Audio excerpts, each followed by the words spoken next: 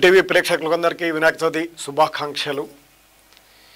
ప్రధానంగా చూస్తే వినాయక చవితికి దాదాపు రాష్ట్ర వ్యాప్తంగా అనేక వార్డుల నుండి మొదలుకొని రాష్ట్ర రాజధాని వరకు దాదాపు 1.4 లక్షల విగ్రహాలను ఏర్పాటు చేసినట్లు కూడా ప్రభుత్వం యొక్క రిపోర్టుగా ఉంది.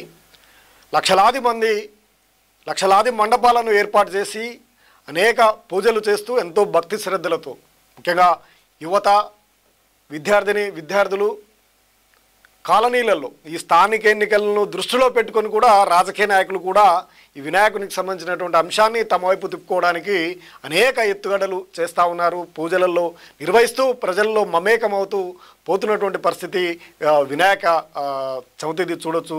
ఎంతో భారీ వర్షం ఉన్నప్పటికీ గ్రాఫ్ మాత్రం తగ్గలేదు. వినాయకుని పూజన మాత్రం ఎక్కడ కూడా ఆపినటువంటి ప్రస్తావన లేదు. ఇంకా ఎగబడి మండపాల వద్దకు చేరుకున్నట్టు భారీగా జన సమీకరణ జరుగుతున్నటువంటి పరిస్థితి అయితే రాష్ట్ర వ్యాప్తంగా కనిపిస్తుంది. అయితే ఒక విషయానికి వస్తే ఇది మాత్రం ఒక వింతగా గణేషుని సీఎం రేవంత్ రెడ్డిని ప్రసన్నం చేసుకోవడానికి వికృత చేష్టలు అనొచ్చు. దీన్ని వికృతంగా ఒక వినాయకుని ఎంతో భక్తి శ్రద్ధలతో కొలుచుకునేటువంటి అంశాన్ని సీఎం రేవంత్ రెడ్డి ఫోటోకి వినాయకుని యొక్క తలను పెట్టినటువంటి అంశము తీవ్ర కలకలాన్ని లేపుతా ఉంది. ఇదే అందరూ తీవ్రమైనటువంటి విమర్శలు అయితే చేస్తూ ఉన్నారు. నిజంగా విమర్శించాల్సినటువంటి అంశమే. దైవంగా భావిస్తున్నటువంటి వినాయకుడిని ఈ విధంగా చేయడం వింత పోకడగానే చూడాల్సినటువంటి అవసరం అయితే ఉంది.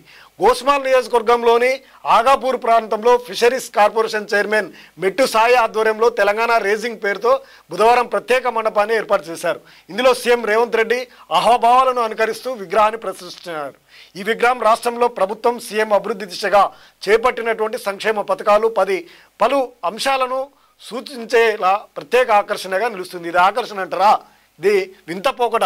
ఆయన కార్పొరేషన్ చైర్మన్ ఇవ్వడంతో ఆయనను ప్రసన్నం చేసుకోవడానికి చేసినటువంటి వింత.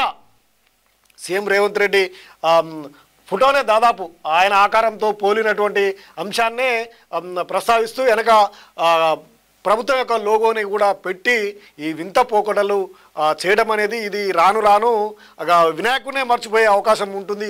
ఇక ఫోటో బదులు రేవంత్ రెడ్డి ఫోటోనే పెట్టి వినాయక చవితి నిర్వహిస్తే బాగుంటుందనే విమర్శలు అయితే ట్రోల్ చేస్తూ ఉన్నారు సోషల్ మీడియాలో అనేక మంది.